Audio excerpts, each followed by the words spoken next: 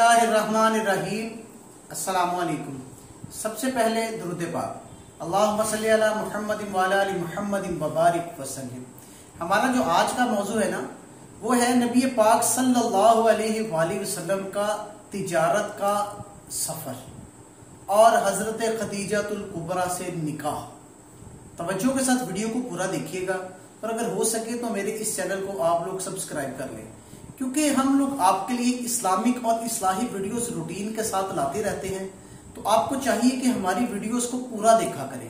انشاءاللہ آپ کو ہماری ویڈیوز دیکھنے کا بہت مزہ آئے گا۔ نبی پاک صلی اللہ علیہ وآلہ وسلم ابتدا سے ہی انتہائی اچھے اور بہترین کردار کے مالک تھے۔ جب آپ کی عمر تقریباً 25 سال ہوئی تو آپ کی صداقت اور دیانت کے ہر طرف چرچے ہو گئے۔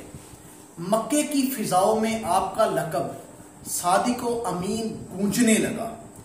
شہر مکہ کی ایک معزز اور مالدار خاتون تھی جن کا نام تھا خدیجہ۔ انہیں ایسے امانت دار شخص کی ضرورت تھی جو ان کا مال لے کر تجارت کی غرض سے ملک شام جائے اور وہاں فروخت کر کے نفع کما کر لائے۔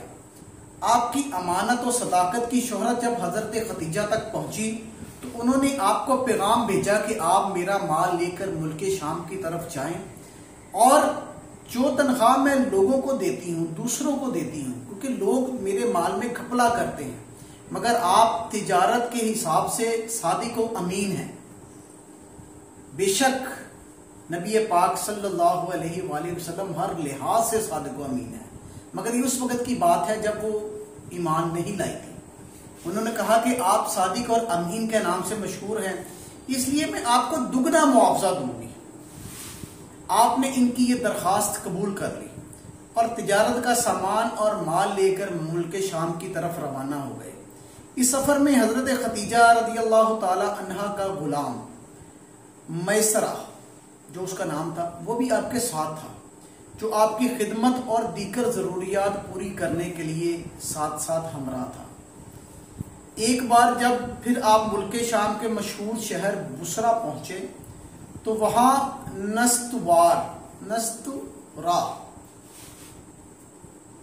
راہب تھا، اس کی عبادت گاہ کے قریب قیام فرمایا۔ وہ راہب میسرہ کو پہلے ہی جانتا تھا، اسی بنیاد پر وہ اس کے پاس آیا اور آپ کی طرف اشارہ کر کے کہنے لگا کہ یہ خوبصورت چہرے والے کون ہیں جو اس درخت کے نیچے اترے ہیں؟ میسرہ نے جواب دیا، یہ شہر مکہ کے رہنے والے ہیں، بنو ہاشم سے تعلق ہے، ان کا نام محمد ہے اور لقب امین ہے۔ راہب کہنے لگا، سوائے نبی کے آج تک اس درخت کے نیچے کوئی بھی نہیں اترا۔ پھر اس نے سوال کیا، کیا ان کی آنکھوں میں سرخی رہتی ہے؟ میسرہ نے کہا، ہاں ہر وقت رہتی ہے۔ یہ سن کر نستورہ کہنے لگا کہ یہی اللہ کے آخری نبی ہیں، مجھے ان میں جو نشانیاں نظر آ رہی ہیں میں نے وہ توریت و زبور میں پڑھی ہیں، کاش میں اس وقت زندہ رہوں جب یہ اپنی اعلان نبوت فرمائیں گے۔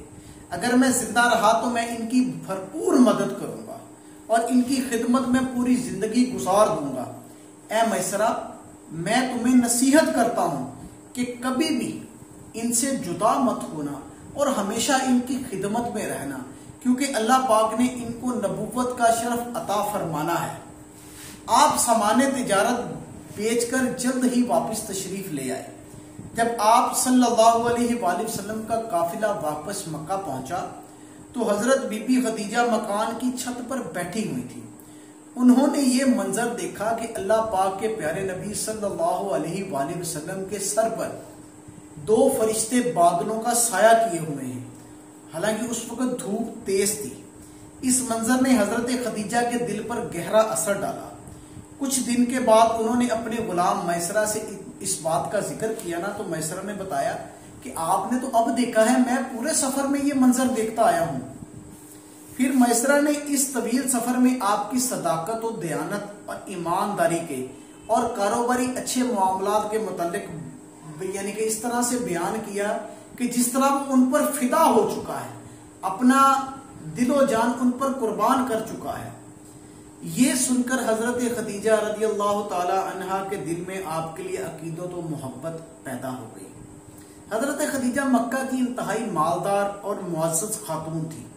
آپ کا تعلق قبیلہ قریش کی شاخ بنو اسد بن عبد العزا سے تھا۔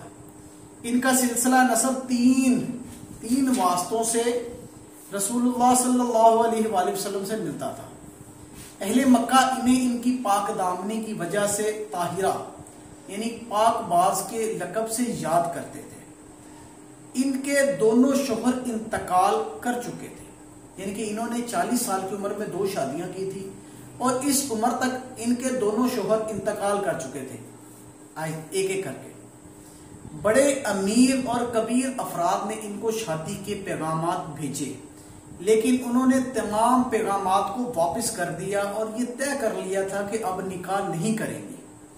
لیکن نبی پاک صلی اللہ علیہ وآلہ وسلم کی عادات، اخلاق، برکات اور حیرت انگیز واقعات سن کر ان کا دل آپ کی طرف نکاح کے لیے مائل ہو گیا۔ انہوں نے اللہ پاک کے پیارے نبی صلی اللہ علیہ وآلہ وسلم کی پھوپھی جان حضرت صفیہ کو بلایا۔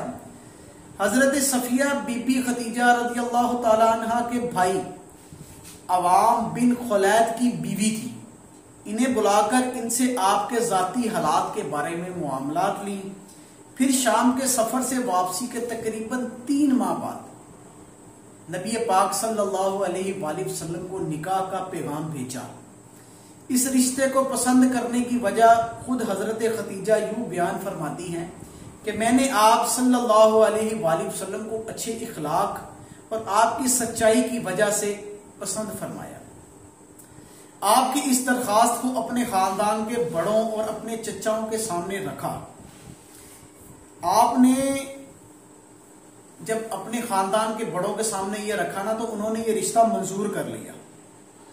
آپ کا نکاح ہوا جس میں آپ صلی اللہ علیہ وآلہ وسلم کے چچا ابو طالب نے خطبہ پڑھا اور اپنے مال سے 20 اونٹ حق مہر مقرر کیے۔